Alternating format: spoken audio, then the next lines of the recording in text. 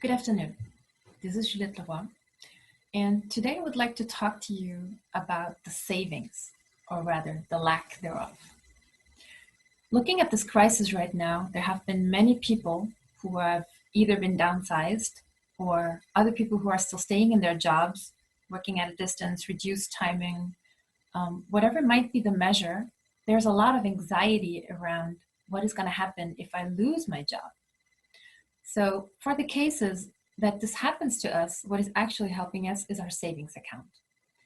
And especially when it is lacking, it can create a lot of anxiety around it, especially as the majority is just 2 or 3 months away from complete disaster.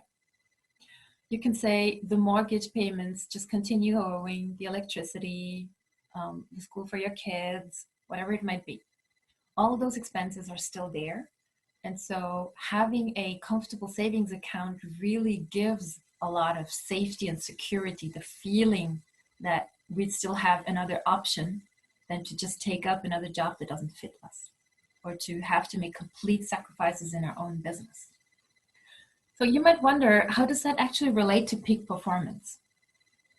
The thing being that when you're completely worried, not sleeping every night because you're thinking about what could happen to your business, what could happen to your job, how will I take care of my family, how will I take care of my own needs, then of course you cannot be at your best. You're not performing at the level that you could be performing because your brain capacity is actually used up for other things.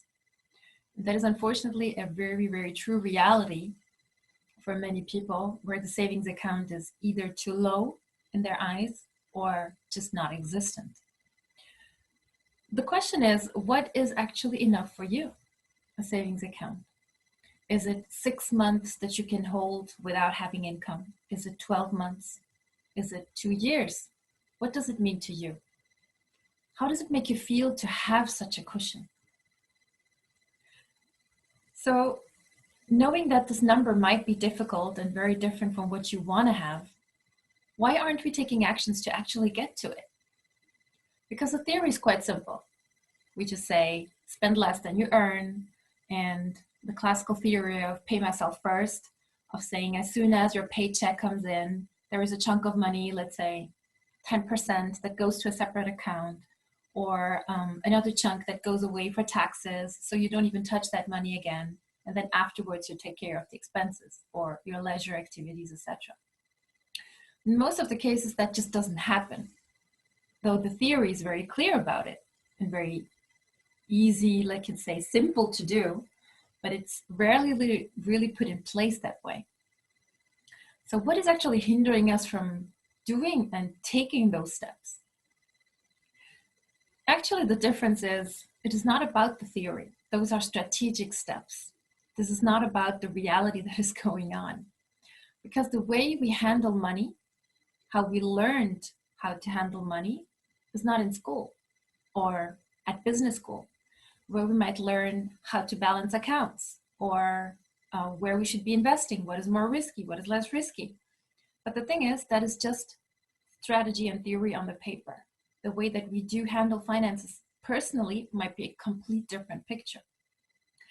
A perfect example for that are financial advisors who might be brilliant with managing the money of their clients, but feeling like a fraud because they themselves are managing their own money in a very negative way for themselves. So what we do learn about money doesn't happen in school, but it happens in our homes with our parents, our caretakers, especially during the age from 0 to 8. That is the time when we're sponges. We just soak up everything that is happening around us, and what we hear, what we learn about money, and of course the things that are not said, all those hidden little cues and glances, and maybe the fights or the anger that is happening in our house around the subject of money does influence us. That is the way we will be playing out that picture, because it's like a software that we have downloaded without even wanting it. And especially in that time bracket, in that age, we do not question what we see around us. That is the way money is handled. You might have heard, why are you wasting so much money? I'm not Rockefeller, money doesn't grow on trees. Or who do you think you are to spend so much on whatever that might be that you wanted to do at that time. So the rules, the unspoken and the spoken rules, are wired into our brain, into our whole system actually. And that's what we actually will play out afterwards. I'm not saying this to make you feel bad about it. And honestly, it's not your fault, nor is it the fault of your caretakers or your parents, because often we're not really aware of how we are operating with the rules of money in our lives. It is something that we just kind of grow up with, and we, even if we have made a vow to rebel against it, that can happen as well. When we had a parent that was very spendthrifty and we say, I will never get like that person. It can still happen that even though you might have the best of intentions, that in the end, you will be having the same picture, because even though you rebel against it, you kind of play out the same scheme. So what could be really done to change this picture? How can we adapt this to a way that corresponds more to what we really want? We need to find our relationship with money. So the way we act out things. And one idea that I suggest to you is to think about what happens when you get a bill. What does the voice in your head say? How do you react? Is it something pleasant?